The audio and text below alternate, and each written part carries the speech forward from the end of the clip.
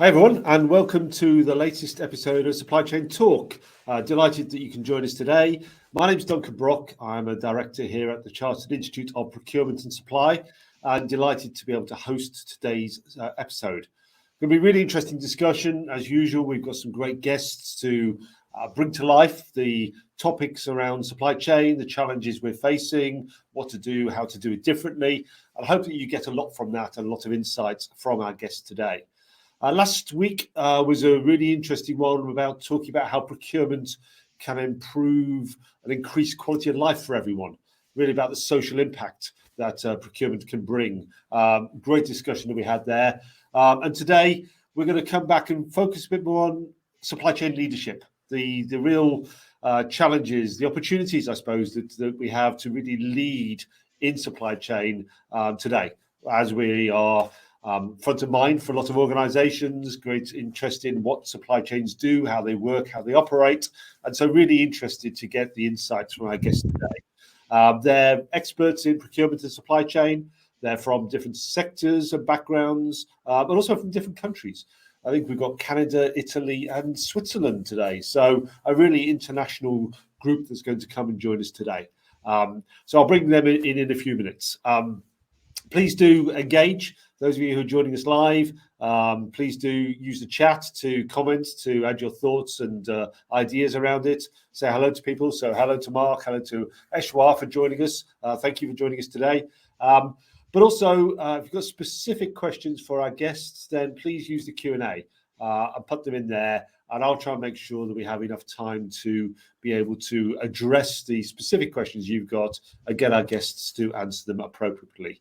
As an incentive, if you we have one Supply Chain Talk mug that we issue every week. It's a delightful free gift. And at the end of today's session, I'll be making sure that I award that to whoever's made the best comment in chat or asked the best questions that have really stimulated the discussion and the debate that we're going to have this afternoon. So great to have you all with us, and please do enjoy today's Supply Chain Talk. We're going to split into two halves. We're going to have a news item, and then we're going to drop into the panel discussion about leadership. But to start on the news item, before I do, I'd like to bring in our first guest. And our first guest is Dunk Lowe. It's great to have someone who's got a similar name to mine. I don't often see anyone who's called Duncan or Dunk, so welcome to you, Dunk. Great for you to join us. You are the Chief Supply Chain Officer for Campari. I think you said you're based in Milan, so you've got that wonderful sunshine behind you this afternoon. So welcome to you. Thanks, and maybe just quick introduction to yourself, Dunk. Oh, hi everybody. Great to be on, and great to be. As you say, I don't often speak with a Duncan, so Dunk. Hopefully, that will remove the confusion. So I've had quite a few years in supply chain, probably more than I'd like to remember now. So 30 odd years in supply chain, primarily in manufacturing, logistics, planning. And actually never had a spell in procurement, but always led procurement. It's a bit of one of those sort of weird parts of supply chain in leadership. You don't always cover all bases with a personal experience. But no, I've been 5 years leading Campari supply chain, and prior to that, I was with a global FMCG, PepsiCo, leading their European supply chain SVP. So great to be on. Looking forward to the discussion. That's great, thanks, and welcome. So we've got a news article probably to open the discussion, which is probably quite a broad sort of overview of supply chain. I mean, the article is entitled "Who Will Be the Supply Chain Winners and Losers in 2022," and it was in Investment Monitor last month. And as I was reading through the article, I think the answer was very much who knows, but I think it was very much saying there isn't a single metric of success in supply chain. And maybe if you went back 3-4 years ago, you'd be looking at those lean, efficient supply chains, sort of totally focused on customer needs. That would be the real metric of supply chain success. But I think when you look today's world, the sort of factors you take into account are vulnerability, how risk and resilient is your supply chain. You'd look at costs. I mean, shipping costs have gone through the roof, as we all know, and are continuing to stay really high. You look at technology, you'd look at the talent you've got, you'd look at the way that your supply chains are being re-engineered, and then you'd look at how cash flow probably is changing and how supply chains work. And I think the summary of the article was, we'll have to see. And I think this article was actually written before the Russian-Ukraine conflict started, which has caused yet another massive shock down through those supply chains. So it really is interesting, I think, that you're looking at these supply chain, the successful ones for the future, and how much can you use how successful they were in the past to predict success in the future. And I think that's in essence what the article is saying. And I'd be really interested from your perspective. I mean, certainly you said we've been in PepsiCo and you've got 5 years in Campari. How would you view what a successful supply chain will look like in 2022 compared with maybe what it was 2 to 3 years ago? No, look, it's a great question. And as you said at the start, I think if we were able to predict which of the businesses' supply chains would be successful, I think we'd both be in a different job making money with derivatives or something. I think, look, there are probably two aspects to this that I'd draw people's attention to. Anybody who's thinking right now that they can simply revert their supply chain business model back to 2019 and just go again. I mean, even if you put the Ukraine sort of situation to one side, it's obviously added some additional complexity to a lot of businesses. Even if you put that to one side, there was no going back to 2019. It's, the COVID period has both created opportunities and problems for supply chains to manage. So you're right. If you look back on, if I was looking at my control tower KPI dashboard as they come on and flick the screens in the morning, the metrics that I would have been looking at 2 years ago have somewhat changed today. And I'd probably draw the attention to two areas. Firstly, I think agility and the agility of supply chains is now critical. And agility is something that's been talked about for quite some time. And I'll try and explain what I mean by agility. Agility is not sophistication. Agility is not the ability to sort of have very sophisticated supply chain models and jump between them. Actually, in my eyes now, and talking to a number of colleagues and FMCGs across the globe, agility is about almost like the opposite of sophistication. It's the ability of supply chains to turn, almost, 180 degrees in some of the things they do. So, for example, in some of our businesses now, we've gone from a complete typical demand-led S&OP forecasts pull through to a push. The model is a push model. It's like, can I get materials and ingredients? If I've got them, I push them through. I don't worry about working capital and inventory. So, things like working capital, the KPI is not disappeared, but it's become significantly less important than it was 2 years ago.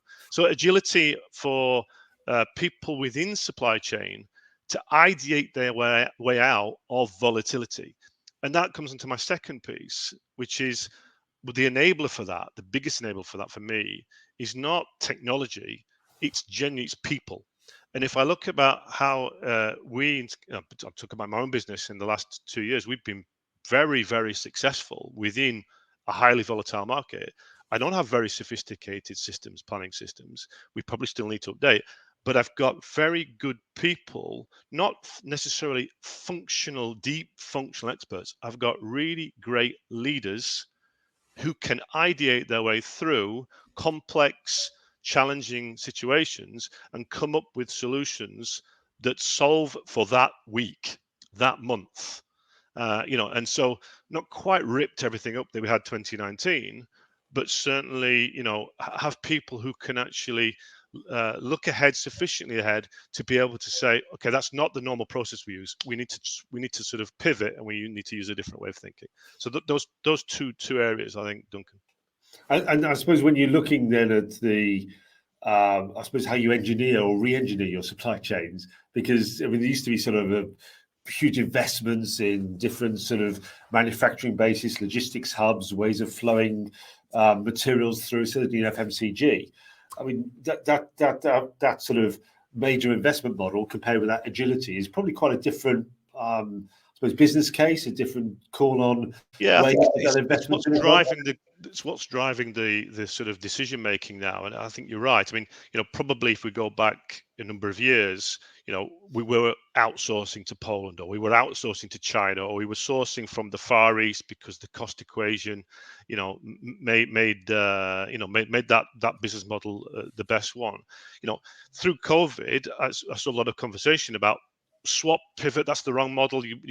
This has shown us that you can't source. Well, people are still going to source from China. It's still going to be a very big sourcing environment. It's more about, well, were you playing with your metrics, the things that were important? I mean, working capital isn't the same value to a business that it was 10, 15 years ago. I mean, people are buying, you're getting capital at 1%. I mean, it's not very expensive to have some higher degree of working capital than you had previously, and that might be a better way of mitigating risks within the business than suddenly transforming supply chains and saying, well, I'm not going to have my base in China anymore. I'm going to have it, in the middle of Europe. So I think you're right. People need to be not rush to conclusions for what they see in the short term, but make sure they've got that agility to be able to make the business models change to suit the needs at a point in time. And I suppose your second point you made there is about the people you need in your leading your supply chains. Is that sort of different way of thinking and maybe different approach to that strategy, and how you build those supply chains for the future is different and will continue to change, no doubt. Absolutely. I mean, there was a piece in the last 2 or 3 years where almost every time somebody went to recruit, or the recruiters, I was looking to recruit, people were saying, you must want somebody with digital sort of, we couldn't quite describe what digital was, but something with somebody with digital. And the reality was, I say no, I don't. What I want, and I'm less interested quite often in the real depth of functional knowledge in the individual supply chain pieces. I'm really interested in people who can be creative. And who can lead people to deliver better results with a degree of creativity and nimbleness, more than I am than just pure functional experts in each area. I mean, clearly, in procurement and in engineering and quality, there are skills that are required.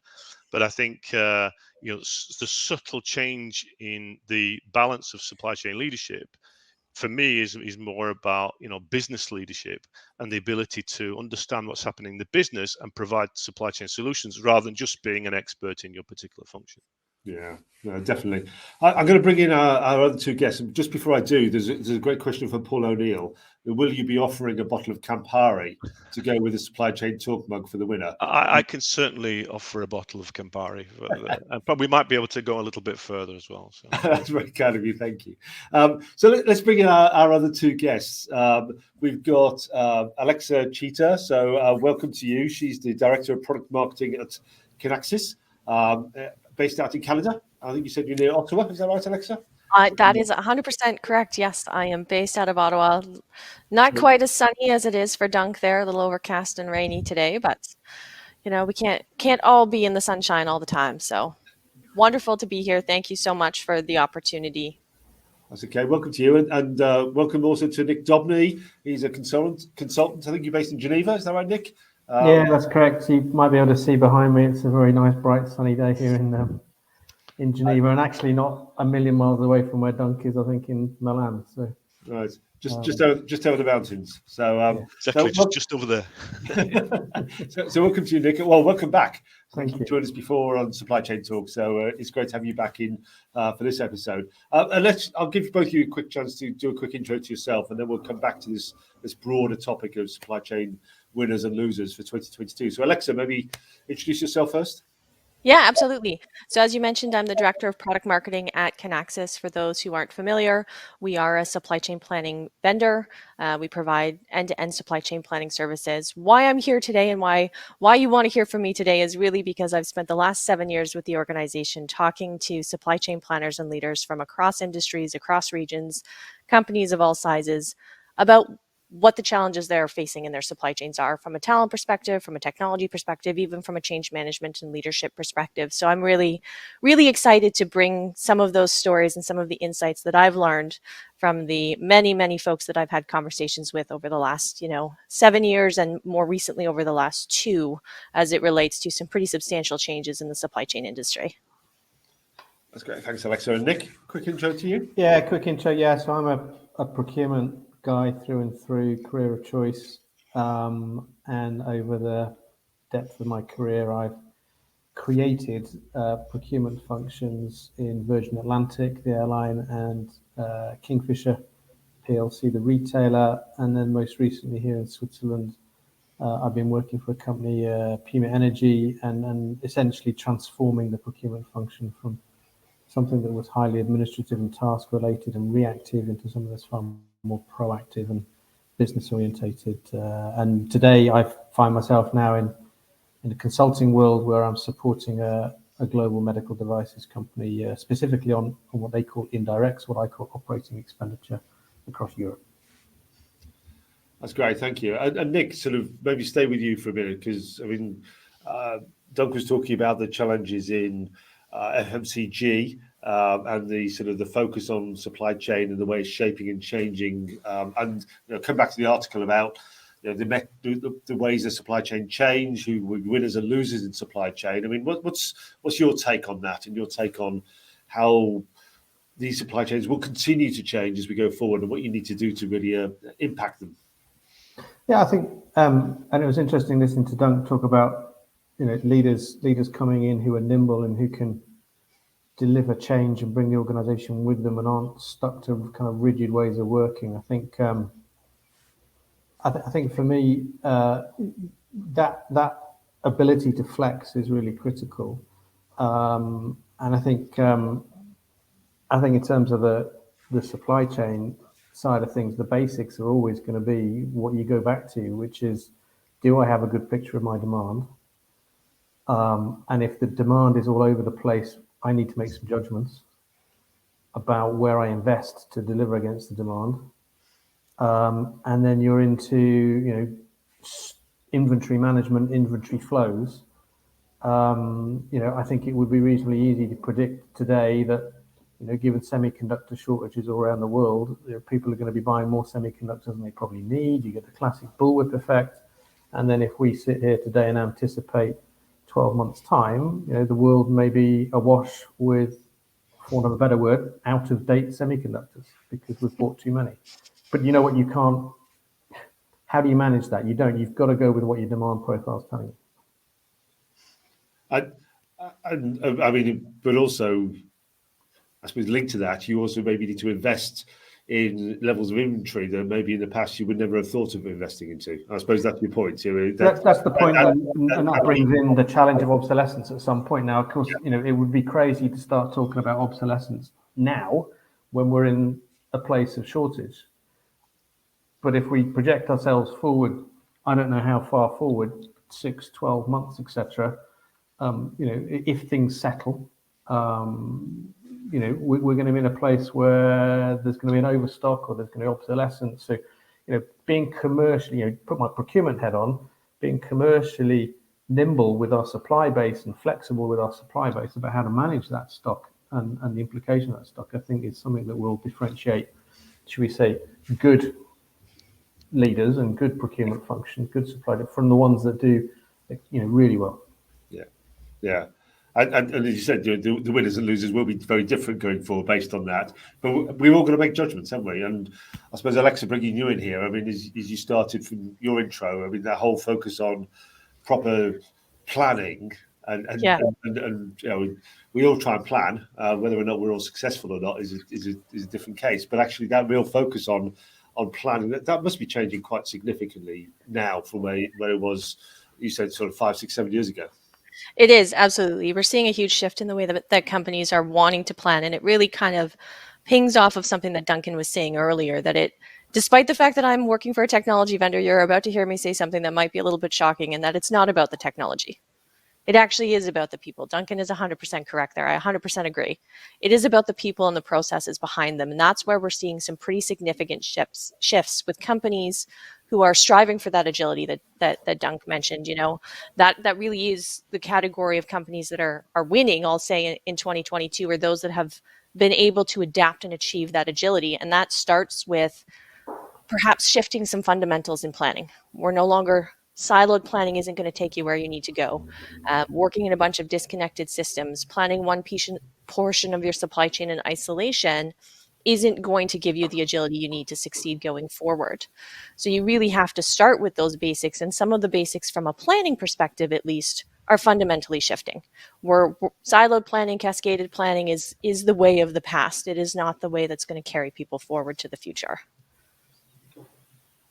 And I suppose just linked to, I mean, you talked a few metrics there, and actually interesting, a question has come in from Eshwar. So welcome back to you, Eshwar. Was about the, his question is how to become a winner in 2022. What will be the performance metrics during this highly volatile situation? Interesting question. You know, what is the real measure of success? I mean, I don't think there's one measure of success, and it's going to vary from business to business. And agility, of course, is not something that you can measure and isn't a KPI that you can really say is a measure of success. But for the organizations and the people that I've spoken to, it still really comes down to customer satisfaction and that ability to deliver on time and in full as best as they're able to. That's really what we're still hearing. You know, preserving margins and cash and those types of things are always going to remain important. But even beyond, you know, those traditional business metrics, it really is still all about the end customer for most of the people that I'm talking to, and that I've been, you know, conversing with for the past couple of years. That's their ultimate goal, is deliver on time and full. Still is. That has not changed significantly, but the way they're able to deliver on that has changed pretty significantly. No, I'd agree fully with Alexa on that, and in fact, I'll probably go further and say it has increased as a KPI, not necessarily on the absolute number. If you think about it, in the past we used to talk about 98.5% being the ticket to the game. You know, if you were delivering 98.5% customer service, you know, whether it's line fill or volume fill, didn't really matter, but that was a sort of ticket to the game. Most people now, I suspect, will be mid-90s on their service, and right now, order fulfillment, forget on time. I mean, nobody's. I don't have a single customer talking to me about on time. I simply have a customer telling me, "Do you think I'll ever get any more stock?" You know, on ocean freight. So I think, you know, being able to deliver to the customer, which I think probably, as Nick was, you know, suggesting, you know, from a procurement standpoint, it's a critical integration with your ability to liaise with your suppliers and have that visibility and that nimble, agile ability to swap and change will still be the key metric for this year and the next year. And I think to sort of build on what Doug's saying there, kind of what's changed. You know, it says, you know, I've mentioned that the fundamentals, you know, understanding your demand profile and trying to meet that demand profile and being nimble about how you can meet that in terms of your sourcing and product flows. What's changed, I think, is that the focus of the business is they're looking at supply chain metrics far probably closer than they might have done in the past. They're looking at, okay, guys, we know it's a mess. We know there's challenges. What's your solutions? And I think there's a really important point here that the solutions, you know, are brought to the table, and not, you know, for want of a better word, excuses. And this is where the leadership kind of comes in, and that's the challenging piece for me, which is, yeah, it's very easy to explain metrics and why we're at certain numbers. What's far harder is to bring solutions to how and why, how and where we're fixing things and how and where we're improving things. Far harder. Yeah, and that probably, there's another sort of question or comment that's come in from Ashley Cook. So welcome back to you, Ashley, as well. Let's talk about will the winners be those who can balance just in time versus just in case in the near term? I think, you know, it's an interesting, you know, back to what you just talked about there, Nick. You know, it's the solution will change over time. You know, what you need now versus what you need in 6 months' time, 9 months' time, 12 months' time will be different. And it's knowing when that change has happened to then start to change your model to still be able to deliver what you need to deliver. Yeah. I mean, I'm looking at a situation right now where kind of a classic procurement scenario where, you know, we're looking to try and build a productivity program. But, you know, the first question from some business leaders is assurance of supply. Right. You know, so if I go in wanting to pursue a productivity and I ignore assurance of supply, I don't even have a dialogue. You know, so again, it depends what you're trying to achieve. It depends if this is about keeping the product flow going, if this is a transformation or a change. You know, what's your driver? for what you're trying to achieve. But yeah, tuning in to you've got to be, and there's a phrase, and I'll quote him if he doesn't mind, but Patrick Dunn, who's kind of heads up property and procurement at Sainsbury's, and he says you've got to be wired into your business. And I think that's a great phrase for me in understanding what the business requirements are and flexing your approach according to those business requirements.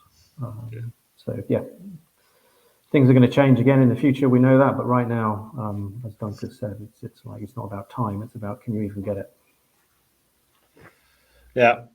So let's come on to the sort of I suppose the main topic here was about how to become a good supply chain leader, or what the skills are, or what the approach is. And I suppose the first interesting thing there, and maybe Alexa, you started by saying, from a technology perspective, you can do all these things, but actually there's a lot to do first about getting the fundamentals in place. So, I mean, what's the balance there between really improving what you've got, the process, the ways of working, the effective ways, compared with investing in the technologies that will enable sort of more agile future sort of plans behind it? I mean, I suppose the question is, as a leader of supply chain and procurement, how do you make that call between those two? And maybe, Doug, I'll start with you, maybe, just in terms of your take on that.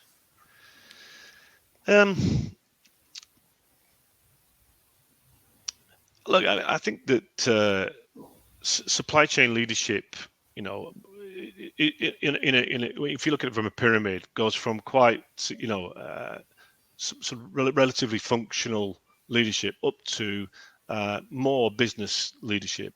And what I'm looking for in people is people who can almost the sort of functional piece comes for free.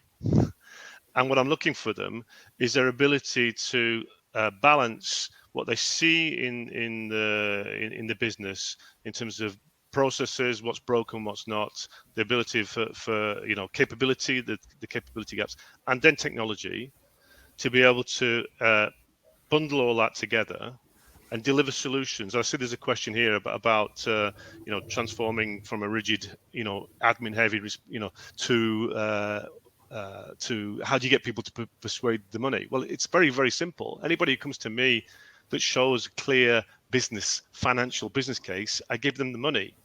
I suspect that actually the problem for the person asking the question is you're not giving people the business case to justify the investment. I see lots and lots and lots of technology solutions being offered up, both internally from my teams and externally from business partners, where ultimately, they're not quite nice to haves. They're like, kids going into a sweetie shop or the new Apple iPhone. It does this, it does that, it does the other. Well, the reality is I just want you to pick up the phone and answer it and dial and make a call and send a text. Okay. So you can do that with an iPhone 6 or 7, whatever it is. And, I need people and leaders in the supply chain who can differentiate when an iPhone 6 is good enough to use, or when they need to go and talk to people like Alexa and find the right solution because it has a fantastic payback and delivers a real business need. That's, to me, that's the differentiator I'd look for. But on that, I mean, in my experience, people sometimes they don't know how to put a good business case together, or they haven't done the proper research into the real payback that will come from it to justify that sort of investment. And often then they're almost like afraid to go and ask for the money. And back to my point though about leadership in supply chain. I honestly, I look for people who've had some finance background. A lot of people, have had little spells in finance. When they've had that, their ability to do sort of business cases, it's a business case quite simple. How much do you want to spend? How much are you going to get about each year? Does it meet a threshold of a IRR return? Yes, it does. Here's the money. It doesn't. What I find is people who are in supply chain as quite deep functional experts get passionate about the deep functional technology and not about the business benefits. So if we can get those people being a little bit more, it doesn't take much to do a financial business case. I mean, you might have to go and advocate, you might have to go and bend people's arms of sub functions to give you the benefits rather than, across function. But it's not hard to develop business cases. That's the skill that is missing quite often, which is why you end up with a question like that. Right. Yeah, I think it was. Sorry to be hard on Carl, but that's No, I was going to say it's good, but it's a good my question, Paul, because in a way that is the nub of what a lot of people are facing. You know, how to get that investment you need to make. I mean, Alexi must face that all the time in terms of We do, yeah. Prove to me why should I do this. And it's something that we hear a lot, and we hear that there's, the last 2 years, there's been an exponential number of more challenges that people are facing in trying to get budget for this. Cash flows are really unpredictable for a lot of businesses. Teams are really overstretched, so companies don't want to invest in new technology that's going to take those key people away from other projects that they need to be working on. But most of the companies that we've spoken to know they need to make a change at some level. It's not, as Dunk said, it's not technology for technology's sake. That's not going to provide the value and the benefits. That's not where you're going to see the real, significant changes. You need to change those underlying processes first, and then look at a technology that's going to enhance and improve that, in terms of planner productivity, in terms of overall efficiency, in terms of that return on investment and that value that you're getting from the technology. You really need to focus on fixing the underlying basics and then finding technology that augments that. And it's difficult. It's a challenge. I can feel for the people that are trying to make these business cases, because they're getting turned around and said, we don't have the cash for this, or we don't have the time for this, or we don't have the people to do this kind of transformation. And so at that point, you really do need to build a solid business case, and you need to start understanding what's critical from a technology perspective, what's nice to have, and building a business case around that. And it comes down to empowering and enhancing the talent that you have on your team already through technology, not replacing them or trying to, augment them. I love AI. There's a strong use case for it in places, but it's not a magic cure to everything. So throwing millions of dollars at an AI, solution is not going to solve your fundamental supply chain planning problems. And oftentimes that's not thought through. And as Dunk mentioned, the way that people think about supply chain is shifting, and the type of leaders you need to run your supply chain is shifting. It's not a backroom operation anymore. It's front and center in the business. It's front and center in the world. I walk through the grocery store and I hear people talking about supply chain. That's something I never experienced a couple of years ago, where everyone is talking about supply chain. They're getting immense pressure from boards. They're being invited to, boardroom level discussions. They're moving into CEO positions from supply chain leadership positions. That skill set is changing. They need to have that business background as well, as Dunk said. Yeah. But I mean, your point about the fact that people should get the processes at least mapped and know what they look like first before they put technology in is also a shift. I mean, because we all went down that sort of buy the technology and then try and make it work, as against fundamentally get the things working well and then enable them with the technology. It is a different approach. Yep. And maybe, but often they say, well, I'm so busy firefighting, I don't have time to change the process, and therefore I'm never going to get the technology. So that's or they just invest in technology that fuels the existing process that they know isn't working, but this technology will let us do the exact same process, maybe a little bit easier, a few fewer spreadsheets, but it's not fixing the fundamental problem here. That's just adding technology onto a problem and a crumbling foundation. And I think, if I build on what we're talking about here with the business case and understanding your processes and understanding your business case, I'm looking to say to myself, what's my level of guarantee of getting the return that's being put on the table, and who in my organization, because ultimately this isn't a supplier, this isn't the technology supplier's responsibility, this isn't IT's responsibility. Who is going to make sure that I get as much of that return as they're telling me is available to me? And we come back into the leadership question again. That's where you need strong leaders that say, yeah, you know what, I'll put my hand up. I recognize an opportunity to improve our business. Fantastic. I've done the work to understand what the return investment is and what that profile looks like. So I've done the financial modeling, in some ways the technical financial modeling in one way. Now what I'm doing is saying to people, this is why I want to do this, and I'm going to see it through.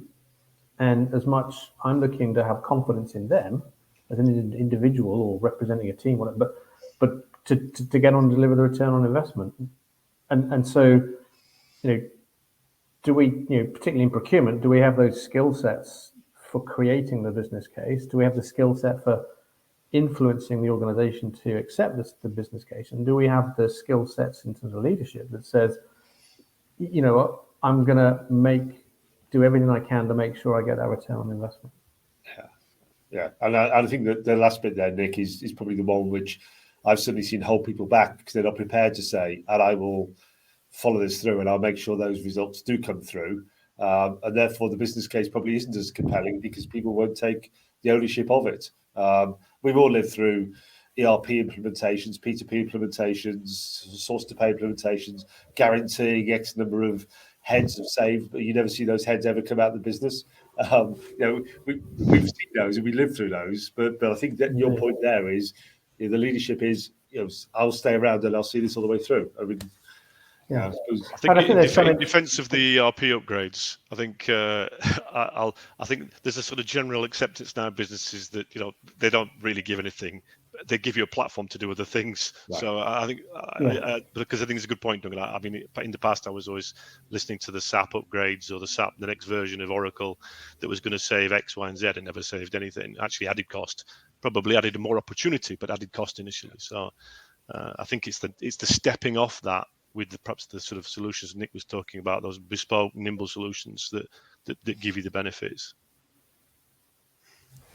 Yeah, and I think there's elements of, you need processes in place enabled by technology. The principle is it makes the processes more efficient, more robust, more consistent, gives you a greater degree of control and certainty. The hardest thing is always, okay, so what's the dollar value and the return that I get from that?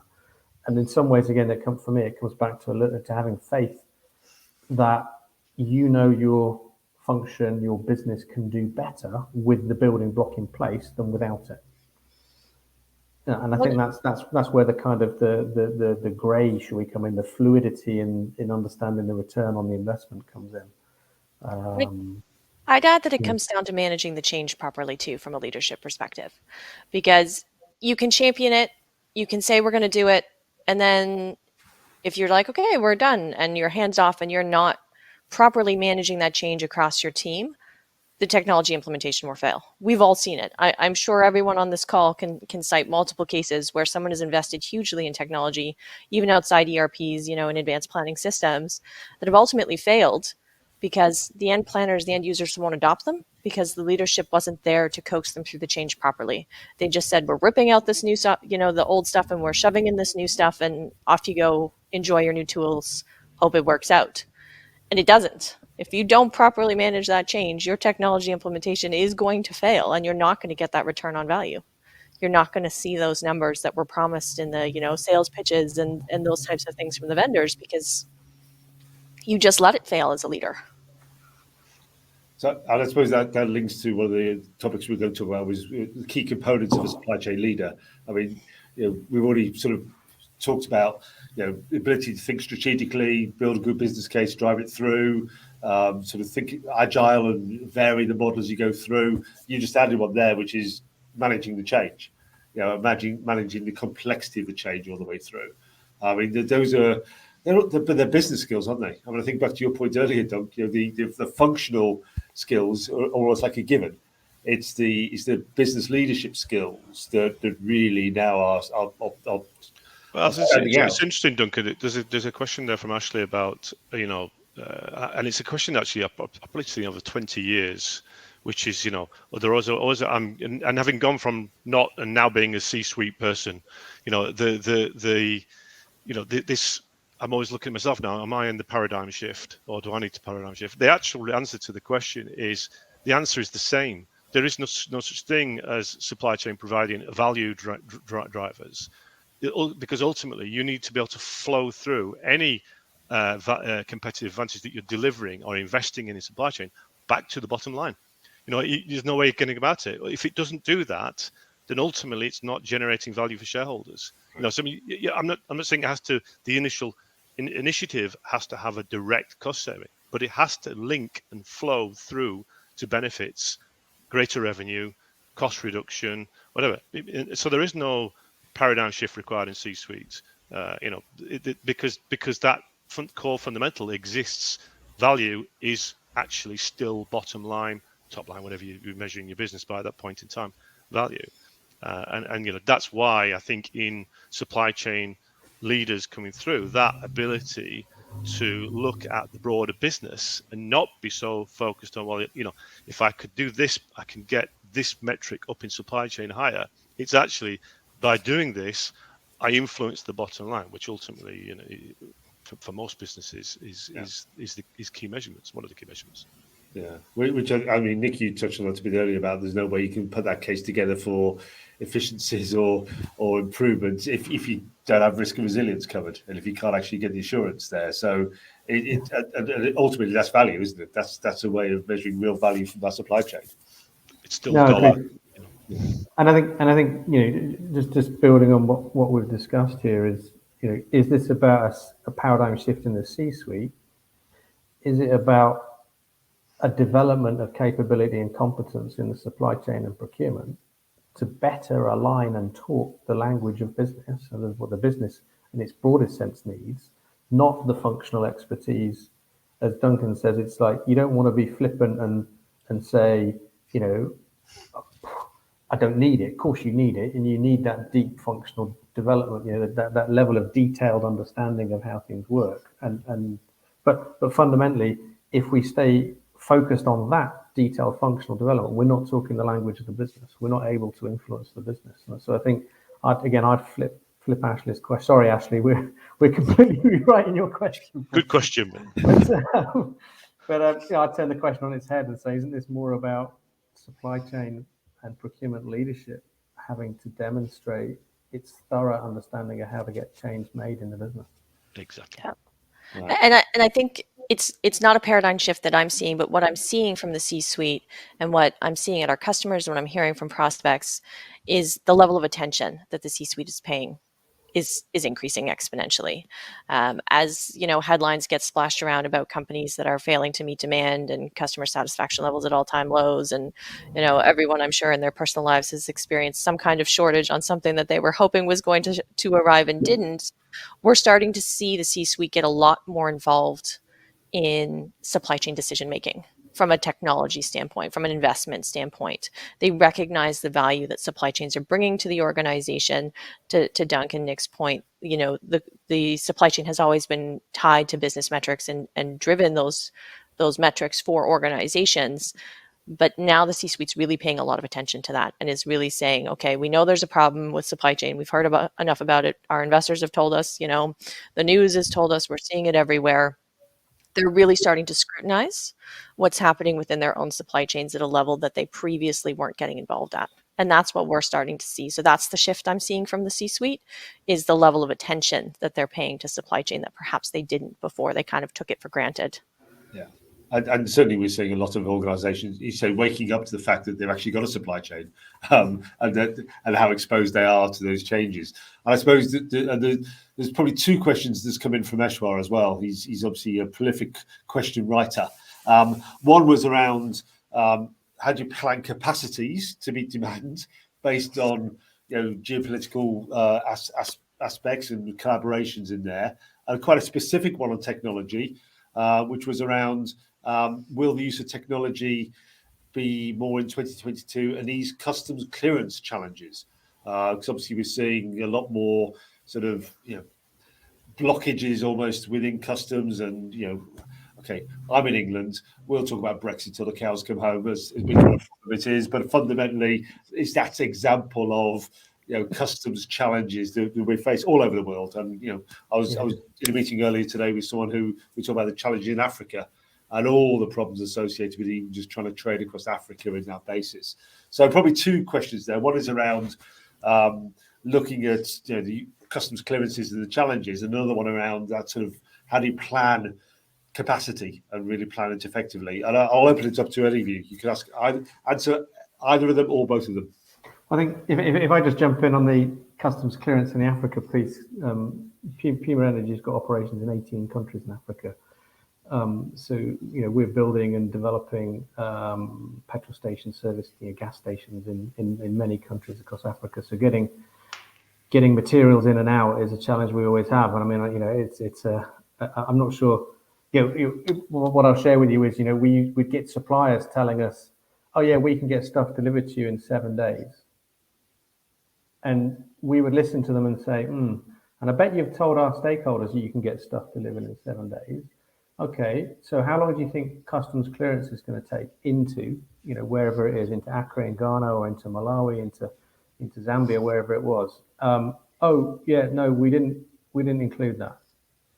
So the misunderstanding of what customs clearance is and what it involves is huge in my experience, particularly for EU or European-based businesses trying to we're trying to get material flow into Africa. Having said all of that, the ability to move quickly, and at times we've had to bring gas cylinder valves in, and air freight them in and things. So you can move quickly into Africa when you into different African countries when you need to. But yeah, I mean, I don't think I've come up with a solution necessarily, but I think that the understanding of what customs clearance is and the process it takes is a core part of a supply chain, procurement team's function, and part of our role is to make sure we understand that and build that into, lead times and responsiveness times into the business.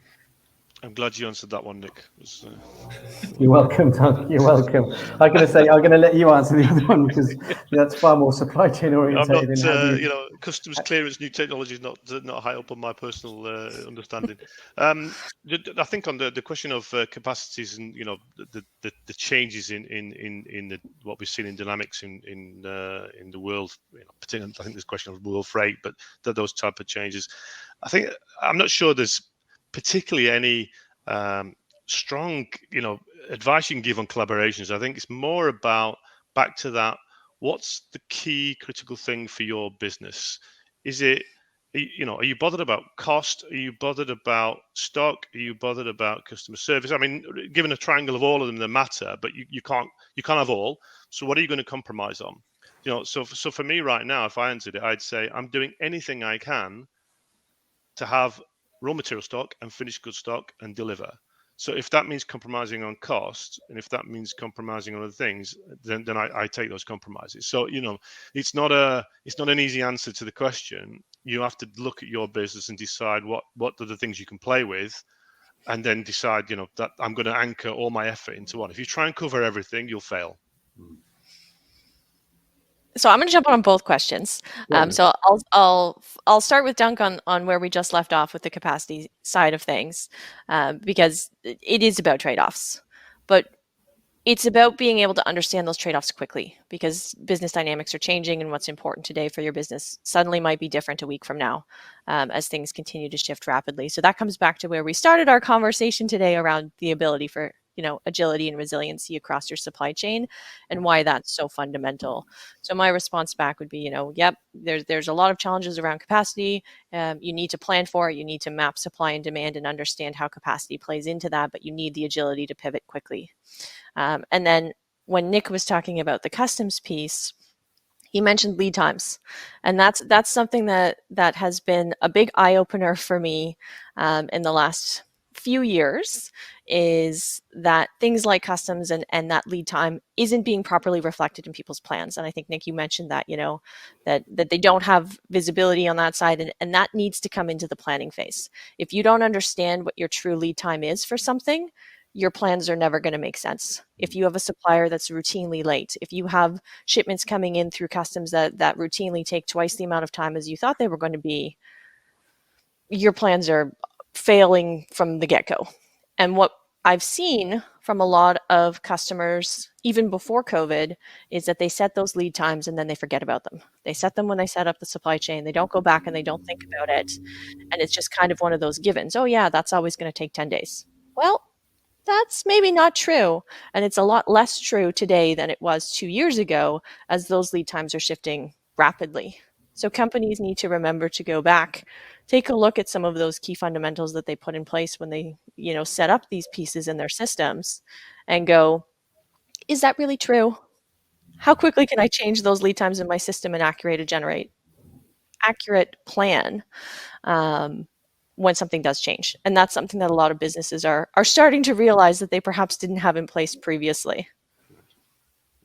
And that comes to a whole focus on data and data integrity, and all the information that you need within to understand, isn't it? And I think your point there, Alex, is well made. That actually, there's a lot of stuff that's embedded in those sort of systems that hasn't been touched for a while, but that drives demand, and that drives demand that maybe is not reflecting what the current situation is, and maybe that's where Eshwar's question is coming from. Yep, and that is a place where technology can help. Yeah. That is a place where you can put in some technology to help you comb through. That is a good use case and use case for machine learning and artificial intelligence to go through and say how many of these parameters are actually still correct based on historical data that we've had over the last year, last 5 years. How many of these are out of threshold now, and surface that up for people to realize. It's shocking how many companies don't realize what large percentage of their core supply chain data is actually inaccurate. Yeah. Until you change and go to SAP S4, and then very quickly. Yeah, well, I suppose at least it forces you to actually interrogate the data and to sort of understand whether. So unfortunately, we're running out of time. So probably this topic is on supply chain leadership. So I'm probably going to ask each of you to to say, what is the one thing you would say really stands as a good supply chain leader apart from others? What do you think it would be? What's that one thing that you'd say that's what you look for really in a procurement or supply chain leader?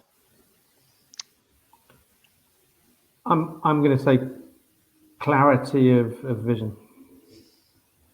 If you're going to force me to choose one thing, I mean, I would choose 3 or 4, but I'd say that they've got a picture in their head of what they're trying to achieve, and they give certainty to the team around that picture, and the team can feed therefore into that picture. Okay. I am going to force you to choose one, so thank you, Nick. Normally when I say choose one, people come up with 5 anyway, so... but that was... I'm just proving I'm listening to the question. I'm going to say in the current climate, a slight maverick. Okay. And I'm going to say the ability to translate your supply chain needs into your business needs and understand the intersection between the two. Right. Nice blend. Very good. I'm going to come back, Doug. What do you mean by maverick? Somebody can really, given what we described about being a business leader, pushing into the areas of the business, to get through those other doors, you have to have a slight maverick streak, and you have to be able to be a bit inventive about to go and influence people in other areas. And I see people who've got that, who's slightly prepared to sort of be knocked back a bit in dabbling as a marketeer or dabbling as a salesperson or dabbling in finance, actually winning in supply chain. Right. Very good. We are out of time. And actually, just looking at the questions still flooding in, we could probably carry on for another hour on this, but we do try and keep these down to sort of 50, 55 minutes. But there's clearly a lot of other questions coming in around supply chain leadership, challenges, focus areas. And we're going to capture these because actually, as we look at future episodes of Supply Chain Talk, it's quite important that we sort of make it relevant to what people are looking for. So thank you for all the questions still coming in. And I'm sure we'll get back and address them as we go through. But I mean, I'd just like to say, Doug, Nick, Alexa, I really do appreciate your inputs today. It's been great. It's really been insightful. As you say, I think you stimulated a lot of other thoughts in people's minds as to the other things that we need to focus on in this space. But clearly, a challenging environment that we're operating in at the moment in supply chain, and we'll continue to demand those leadership skills. So really appreciate your time. Some great questions coming in. And I think Paul O'Neill's was probably one of the funniest ones about whether or not you get a bottle of Campari with this wonderful Supply Chain Talk mug. But that's not. It's not in my gift, but that's down in your gift to do that. I'm sure I can get that from my UK business. Yeah. But I'd certainly think, Eshwar, we probably answered about 4 of your questions as we went through. So I think probably we should give the mug to yourself, Eshwar, in terms of some great questions coming from you. And thank you for your contribution, as usual, to Supply Chain Talk. So thanks to those of you who were participating and adding your questions and chat. Dunk, Nick, Alexa, really appreciate your time today. It's been a great discussion. And thanks for watching Supply Chain Talk. Next week, we're going to focus on sustainability. So how would you support suppliers to really focus on net zero and sustainability? So that's going to be a really interesting sort of focus on that topic and coming back to sustainability as a key topic for us all. So I look forward to those discussions next week. But in the meantime, thanks everyone for watching, and I guess really appreciate your time today. Thank you. Thanks, Duncan. Thanks so much. Thanks, Duncan.